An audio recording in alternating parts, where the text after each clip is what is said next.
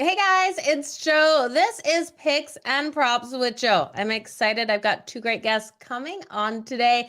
My first guest is George of Sportsgrid. We're going to bring him in. Again, you guys, the whole point of this show is to get some great games that these cappers are looking at for tonight or for the weekend. So George will be on first to Sportsgrid. Then I've got Gutsy of SoBets coming on. It's going to be a lot of fun. Might have another guest popping in at the end as well. So let's welcome George to the show. George, happy Friday. Happy Friday indeed as we get ready for week 11 of NFL football. Can you believe it's already week 11? Where is the time going? It's amazing. You know, I'm a baseball guy. I'm a hockey guy. We know hockey is the forever season, right? Hockey, the regular season doesn't end until baseball starts again. That's how crazy hockey is. In football, we're almost, 2/3 of the way through. It goes by so quick.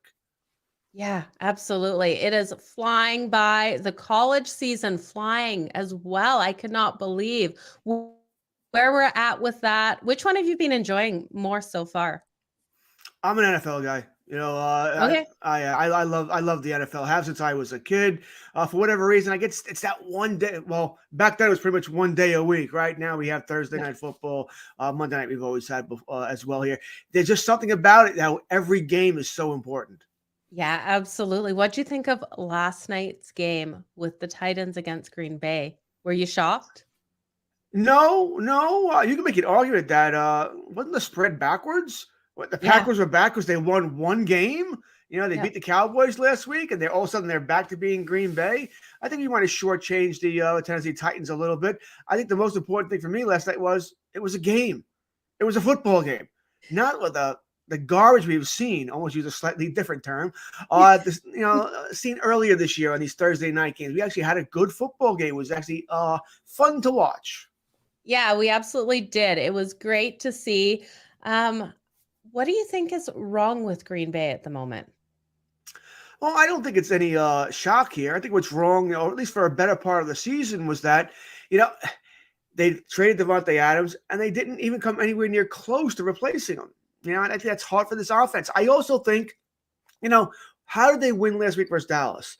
By Yeah. not having Rodgers throw the ball 40 times to receivers who can't do it. I know Watson had the 3 touchdowns. Congratulations. Lazard was invisible last week. Dobbs is hurt. They can't be a throwing football team right now. How'd they beat Dallas? Run the ball with Aaron Jones. The problem is last night, Titans have a very good run defense. So you're still going to have to pass the ball there. It might have just been a bad matchup for Green Bay last night. But I do wonder if they would have been more of a running team. And I know that's hard to do when you have Aaron Rodgers at quarterback. But if they would have been more of a running team this year, I think they'd have won a couple of more games. Yeah, George, I was actually shocked at how well the Tennessee Titans were able to pass that ball. Ryan Tannehill coming out going way over his passing yardage last night. I expected the Packers to be able to shut him down. I know they were missing a couple of people, but I did expect them to shut down that passing game. We know they came in with that third best overall in the league against the pass.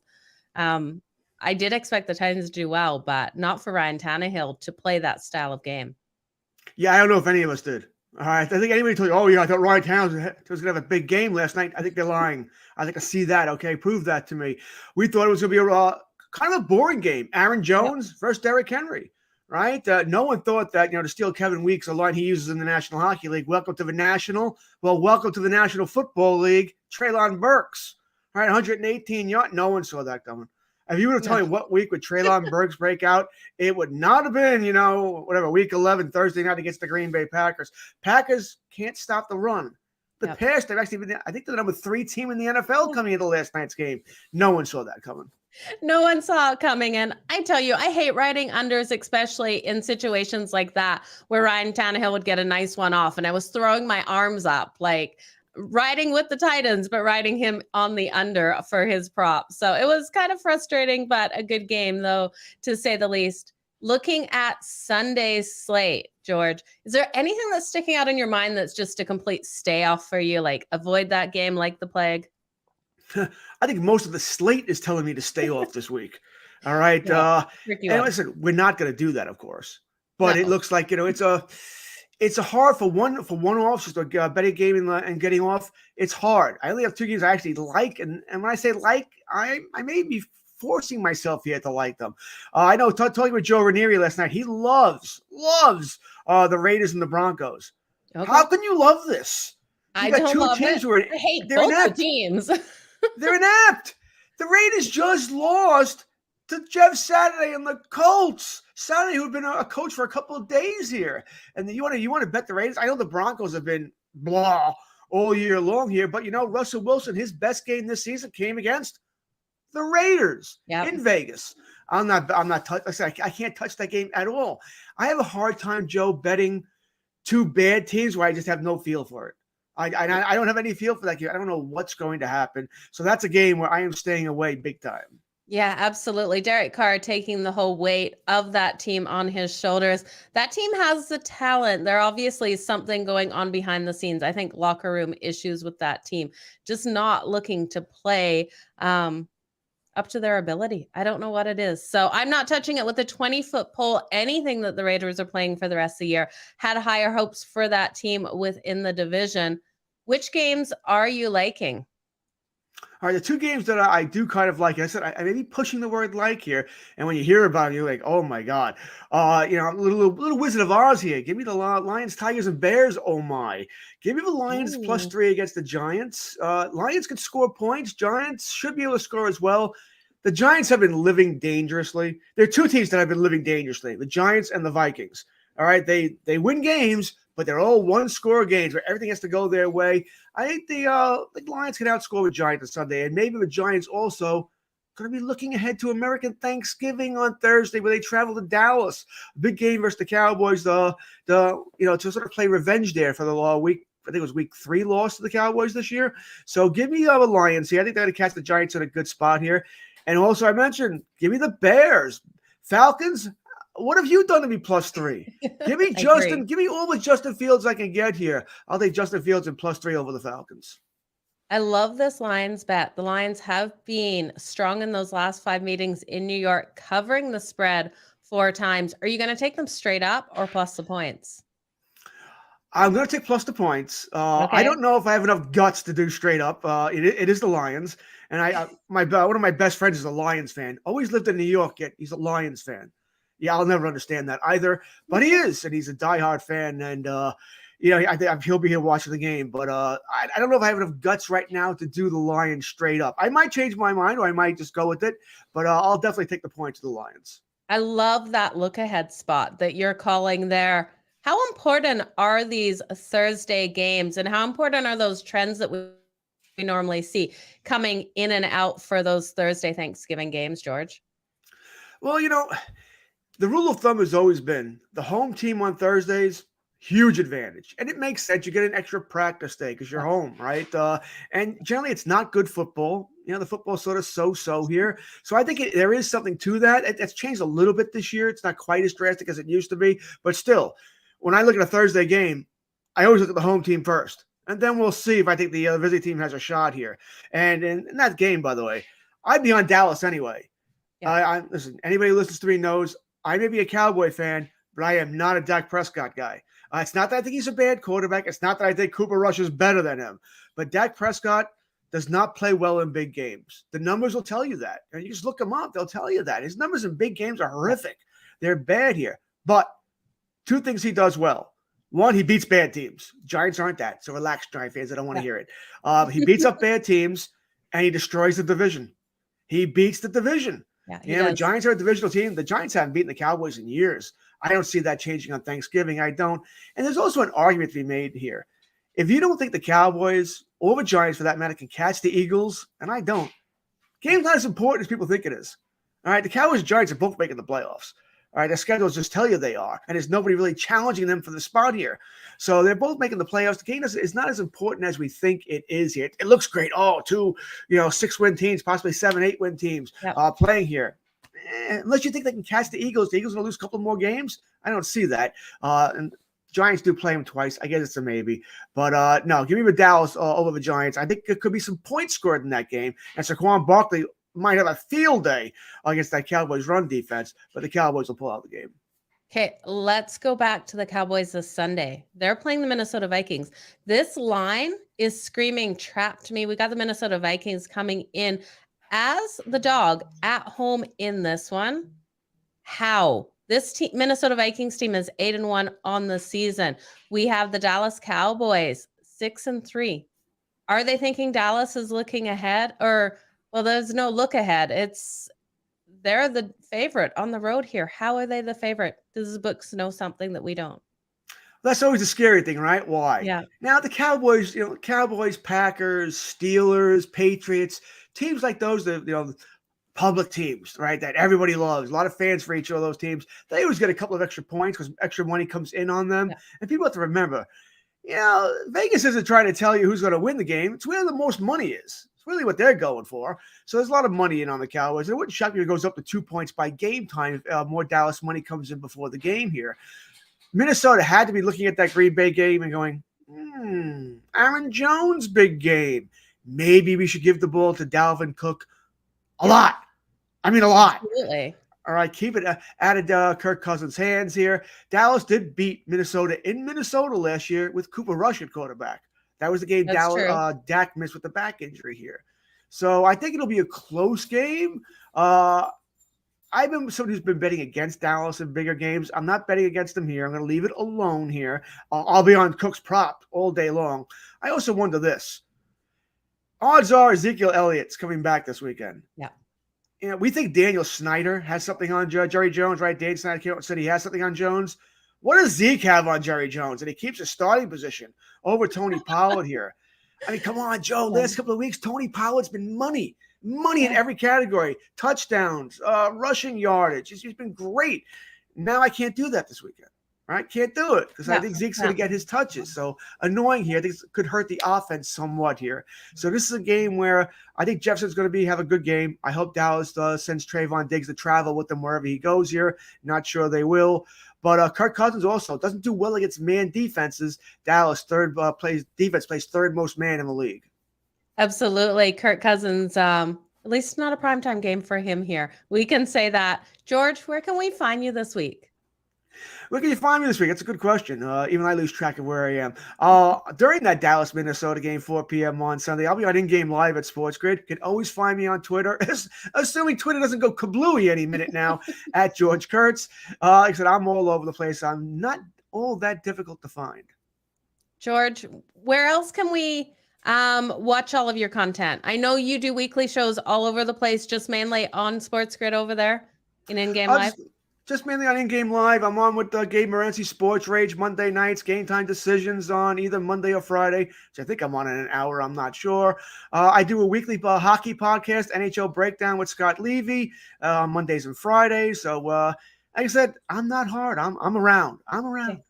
Well, you guys, make sure you go give George a follow. Follow on Twitter. Hopefully it doesn't go up in dust this weekend. You never know what's going to happen. George, have a happy Thanksgiving. I look forward to having you back. My pleasure, Joe. You enjoy your weekend as well. Thank you. Bye, George. Okay, guys, make sure you go give George a follow. Wealth of information. You can check out all of his content over at SportsGrid. That hockey podcast I'm going to have to check out. You guys know I love everything to do with hockey. My next guest, I've got Gutsy of GutsyPicks Cash coming in from Twitter. You guys definitely want to check him out. Now, there is a referral code down in the link below for Gutsy. You can find him over on SoBets. He'll tell you some more about that. Let's welcome him to the show. Gutsy, happy Friday. What's up, Joe? Happy Friday. How we doing today? Doing good. It's been a busy day, like I'm sure it has been for you, getting ready for the weekend here. Yeah, but it's a good one. I'm excited. I have to start this show off by asking you a question. Okay. That is, what am I missing? Because I always place my bets right days before, whatever. Yeah. Well, last night I took the Kings, thinking that this line would move up. I was thinking maybe the Kings would end up closing at a -130, -140, maybe even -150. I honestly thought this was going to be, because you know how hockey lines are. They're one of the most they move the most. The lines Absolutely, they do. Yeah. So I figured, okay, this is going to be another one of those lines where are books overvaluing Canadian teams on home ice right now against American teams early in the season? Or what is it? Because Demko is right now on pace to have the worst season as a goalie ever. He's right now he ranks dead last in goal save above expected. I mean, obviously Elvis is dead last, but he's not even playing. So between active goalies, he's dead last. He's 72nd. Yes. I don't. Yeah, this defense is terrible. What am I missing, Joe? Vancouver has had the Kings number. Is We that look what it at is? the. I think that's what it is. It's how they played against each other, but I can't get there. I really do think it's the Kings that come out on top tonight. I think they break all of these trends. Vancouver has had some like major comeback wins over the Kings as well, where they got down and they've rallied back. I'm with you though. I had to take the Kings. I don't see them coming out and getting dominated by the Vancouver Canucks. If anything, I think the best bet in this one is the over 6.5. I know we've seen the Kings in some situations be able to control it defensively and keep it under that number because their block shots on goal, like they're limiting these shots. They're doing phenomenal in that situation. So I think they're holding opponents to right around that 29 shots on goal per game. Yeah. So they should be protecting Quick, but Quick can let in a couple too. Right. So I think he is a question mark for them. Their defense actually isn't. I think this game, unless we have Elias Peterson and JT Miller just like flying in this one, I can't see Vancouver winning it. Right. And I'm not a Jonathan Quick guy either. I mean, I know a lot of us, we well know Jonathan Quick. He's been in the league for 20 years. But, I mean, he's even got like, I don't know what it is right now, maybe like a -3 goal saved above expected. Something like that. But it's still, I mean, a significant goalie advantage over Demko, a significant defensive advantage. The only thing the Canucks really have is that they've been scoring goals, but they rank like 27th in expected goals. They're one of the luckiest teams in the NHL. So I just can't tell if the books, obviously the books, they just go by the money at some point. So they had the line though open up at -105. Yeah. It went up to -115 last night. I took it at -115. I even sprinkled puck line at my +215 because I love it. The value we're getting here, and I pride myself in, getting the best closing line value I can get. This is some of the worst closing line value I've gotten all year in a hockey game. The read was way off on the line, but I still I love the play. I don't see how the Kings lose the game, but yeah, I had to ask you. I don't see it happening either unless, the Kings are really off a tired win over the Oilers. I don't see that either. They had a night off. So this isn't one of those. And we saw the Buffalo Sabres, right? They rolled all over Calgary, the Oilers, and then the Vancouver Canucks, and then lost to the Kraken.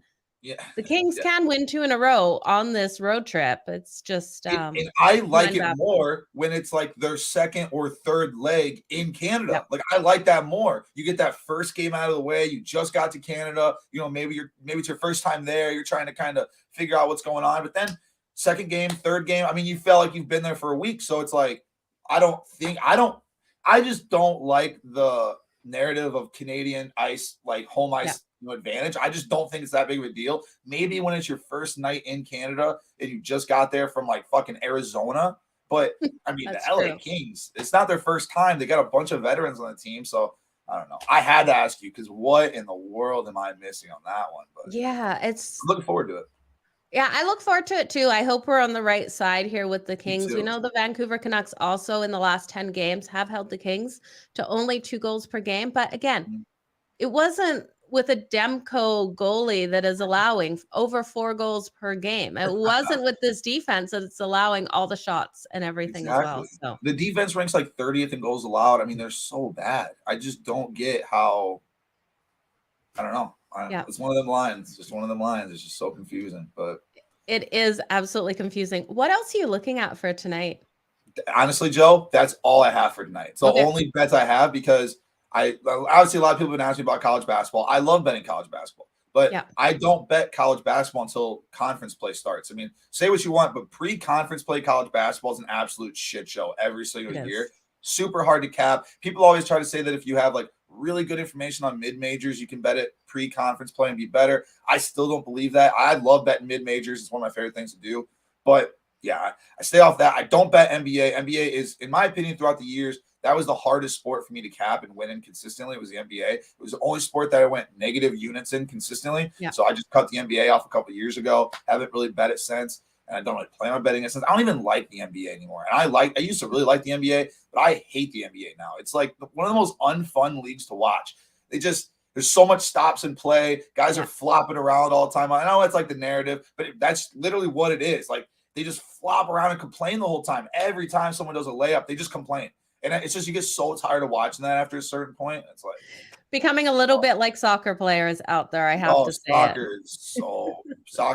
I used to love soccer. I was so when I was younger, I played FIFA 15 when I don't know how old I was in high school, right? It was my first ever introduction to soccer.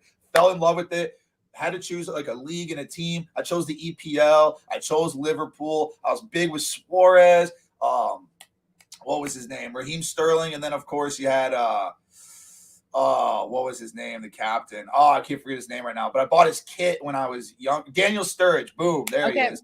And I loved Liverpool. But then Luis Suarez, he bit that guy in the World Cup, and Liverpool shipped him off to Barcelona for a bag of footballs. And the rest is history. Liverpool's been terrible ever since. And then obviously they finally won the league championship last year. Went on a total random tangent about soccer there, but I love soccer too. It's honestly a great sport. I can't wait for the World Cup. You excited for the World Cup? Yeah, right around the corner. I'm excited for it. You're throwing me down a tangent of Mike Tyson making those ear gummies. So with that bite remark, did you see that? I had to throw that in there. Hilarious. Mike Tyson's a genius in marketing. I don't know if it's actually him or if it's like his team coming up with ideas. Mike Tyson seems like he's a little bit off the deep end these days. I don't really know, but yeah, it's freaking awesome. I love it. Go ahead. Yeah, it's so awesome. Okay, so what are you looking at for this weekend? We've got lots of ball going on. So my two favorite plays in college football this weekend right now, and people are not going to like them. Your first one is UCLA money line over USC, and I do not like. And it has nothing to do. I'm not I don't bet based on emotions, but I love to put out there my thoughts and emotions on certain players and stuff. And Caleb Williams and Lincoln Riley are on my absolute shit list. So when I find a perfect spot to fade them, I will fade them every single time. I had them last year in one of their last games when they said they were going into it. They were looking forward to the game, and then they go in, they just laid an absolute egg. They both just shit the bed. Caleb Williams didn't even finish the game. He got pulled. Lincoln Riley looked like he didn't even know what was going on halftime. And then immediately after the game, they both say, especially Lincoln Riley, like, I love Oklahoma. I can't wait to coach here, blah, blah, blah. And then like 2 hours later, he was landing in LA and he got the new job at USC. So like it was all lined up. Ever since then, I lost that bet. They've been on my absolute shit list. But when you look at it, I think this is the perfect spot for UCLA. Last week, they lost as 20-point favorites. They were playing 20 against Colorado. Colorado is terrible. There's only one explanation to that. Good teams don't lose those games unless they get caught looking ahead. That is what happens in college football so often, and more often than not. I think the most important thing in here is going to be UCLA is one of the most elite offenses in college football. People tend to forget about it. They have a top 10 rush success every single game, top 10 pass success. Their offensive line is amazing. They're so good at blocking and honestly just giving their guys so much time. Chip Kelly is also a monster in conference games as a dog. 9-0-1 ATS when he's an underdog between 1 and 3 points right now. He has been so good. And honestly, USC is also missing Travis Dye. They're starting their best wide receiver is hurt. I don't know if he's going to play yet. I think he's still up in the air. I'm not 100% sure. I do think Caleb Williams is really good, as much as I really don't like that kid. I mean, he does rank like top 5, I think, in passer efficiency. But I just think UCLA is going to come out and upset them. I think they just got caught last week looking ahead. I think people are going to be all over USC once it gets closer and closer to game time. I think that this is going to be just a perfect spot for UCLA and Chip Kelly to get another underdog cover and probably win in a conference game. I love it. So you're going to take them plus the 2.5 and sprinkle on that money line, or are you just going to put all the money on the money line? I don't even need the 2.5. You can have them. They're going to win this game outright. USC is going to lose. It's going to be that perfect look ahead spot. People love USC. I mean, people love USC. The narrative of USC all year long has been their back. Ever since Pete Carroll left, they haven't been the same. Now USC's football's back. They're going to start having celebrities on the sidelines again. This, that, the other thing. It ain't going to happen, man. Caleb Williams will be gone in a year. Lincoln Riley will probably be gone in a couple years because no one wants anything to do with the Pac-12. The Pac-12 conference is so bad. I mean, maybe Lincoln Riley wants to stay out there so we can just hopefully get a bunch of free Pac-12 championships under his belt. But that conference is bad. Caleb Williams will be gone. I'm sure USC is going to still, have some talent over the years because it's USC. You're on a beach in California. But Oh, yeah. Who doesn't want to live there? yeah, who doesn't want to live there? Right. Now, this total, it opened at 74, up to 76.5 now. Yeah. Strong trends to that over with the last 4 meetings, flying over the total. Mm-hmm. Any thoughts on this? I leaned over for sure. I think it's going to be an absolute shootout. USC is going to score points. I mean, there's no stopping that offense. But then that's what everyone immediately thinks is that exact thought. And they just forget that UCLA is a top 10 offense, and they have been all year long. That offense is insane. Chip Kelly's got that offense ready to go. And that USC defense, they can't stop a run. And that's the only thing that makes me a little bit nervous and why I didn't take it. Because I think UCLA's game plan is going to be, let's just run, control pace of game, control the clock. Because seriously, you see USC's rush defense success allowed is like 123rd in the country right now. They're ranked like 115th in rush yards. It's just so bad. And I just think that UCLA's plan is probably going to be to try to just control the game, control the clock, run. If they can't stop it, keep on running. Eventually pass it if we have to, which is why I think the over could be in jeopardy here, because I just don't know if there'll be enough plays in a game to beat it, because UCLA is going to try to control the clock. Yeah, for sure. Do you ever look at any of these team totals? I was trying to pull up team totals for these too, but I'm not getting them here. Oh, let me see here. I don't bet team totals super often in college football. It just all depends. I was going to take one last week. I didn't take it, and that would have hit. And then of course, the bet that I hate that. I really hate when that happens. Yeah, it's the worst. And the bet that I did take didn't hit, and I'm like, oh, you idiot. All right, so UCLA, okay, wow, very close. So UCLA is 37.5 right now, and then USC is 38.5 right now. So, again, the thing that makes me nervous about the totals in this is just how is UCLA going to do it? What's their game plan going to be? Because I really think their game plan is going to be run. And if USC can't stop the run, they've never stopped the run. So I don't know how they're going to stop the run here. Then I think UCLA is just going to try to run the clock down essentially the whole game. They really don't care about scoring. They just care about winning. Yeah. Especially in this spot, in this game. They want to beat this USC team. It's a big conference game. Do they ever? Okay, let's move on to Sunday. What on Sunday's slate are you just avoiding like the plague? Because we all have those games week in, week out that we stay off of. Do you have kryptonite sitting here that you're staying away from? Yeah, so I was looking at the slate. There's a couple of games that are pretty sketchy to me. And I will say one of them is the Philadelphia Colts game. So I faded the Colts last week, like I'm sure everybody did. You would think that this is a perfect spot for the Eagles coming off of their first loss to bounce back against a team with an interim head coach that's never coached anything but a high school team, right? You would think. But I think this is a pretty weird spot for the Colts because, just watching some of the stuff from Indianapolis, that stadium is going to be buzzing. It's their first sellout all year long. The only reason is because one of the best players in Colts history is now the head coach of the football team, and he's coming back to town for the first time. That is a sold-out crowd that's going to be going crazy when they announce Jeff Saturday. And I know the crowd is not everything. The players still got to play the game. But this is going to be maybe the most vicious environment all season in any NFL game. I think this environment is going to be crazy. Crowd's going to be going nuts because I don't know how they're going to announce it. I know they were talking about possibly doing something where they show Jeff Saturday's highlights before the game starts, and they're going to do like a little thing for him before it starts, and then they're going to really hype up him coming out of he might even come out of the tunnel by himself, they said. They might even do him last. They might have the team come out first, then Jeff Saturday comes out last. They're sprinkling all these ideas everywhere. So clearly they're going to try to do something really cool for Jeff Saturday, just making his return. He's a coach. I don't know, Joe. This is the weirdest thing ever. This game is weird. This team is weird. It's so weird that I'm just staying far away from the Eagles, but I'm assuming everyone's going to be all over the Eagles this week. But how are they not a double-digit favorite? That's what I looked at in this line. I was like, they're looking at a Colts team that's 4-5 on the season. Yeah. They are 8-1, and they're not a double-digit favorite. What the hell is going on? I guess it's because the Colts defense is somewhat decent, but I mean, are we really buying Matt Ryan? I mean, are we just all of a sudden, Matt Ryan. Buy Matt Ryan.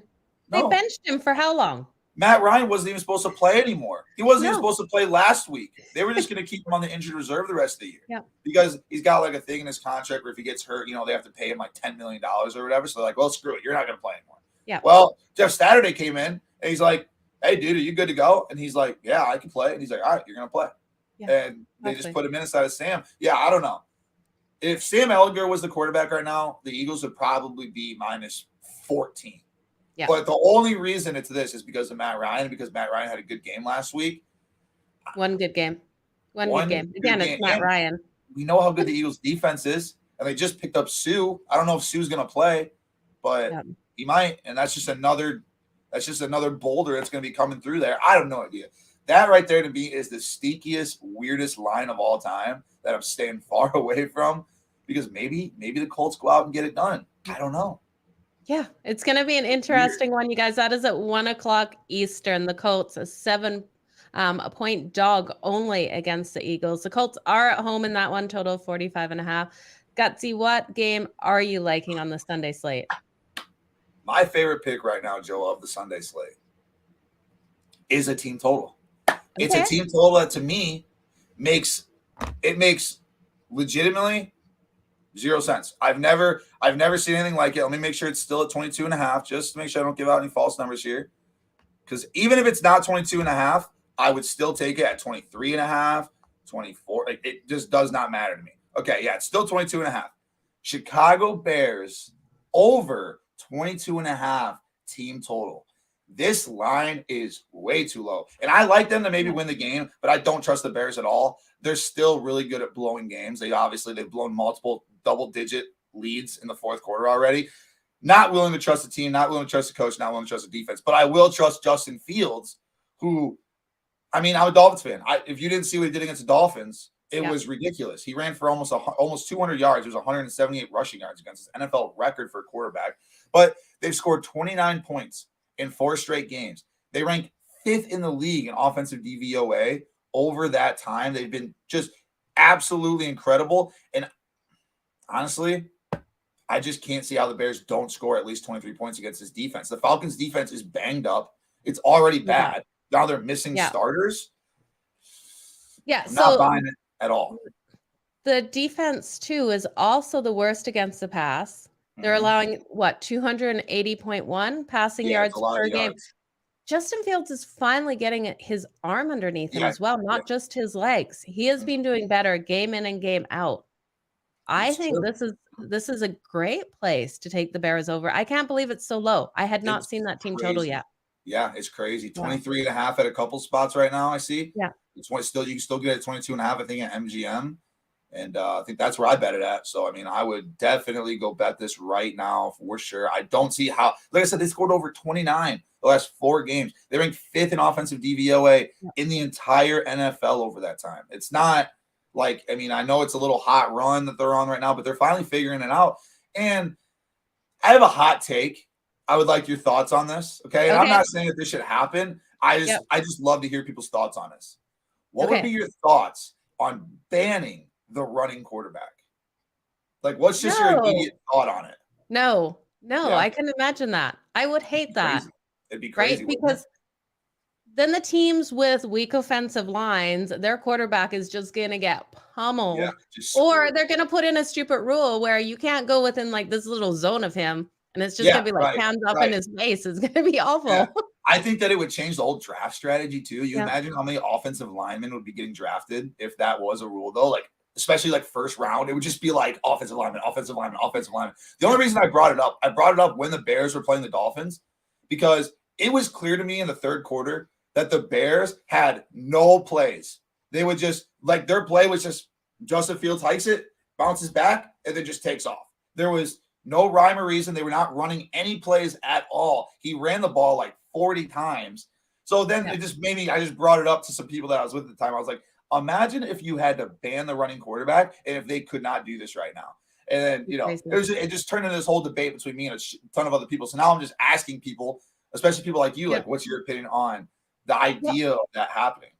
I'm sure the defenses would love that because there's so many rules now. Like you have to like be so careful hitting that quarterback. I feel for some of these guys. They're trying to let up, then they're getting these penalties called on them. So there Yeah. is certain rules that are good protecting those Yeah. quarterbacks, but at the end of the day, it's kind of, I don't know.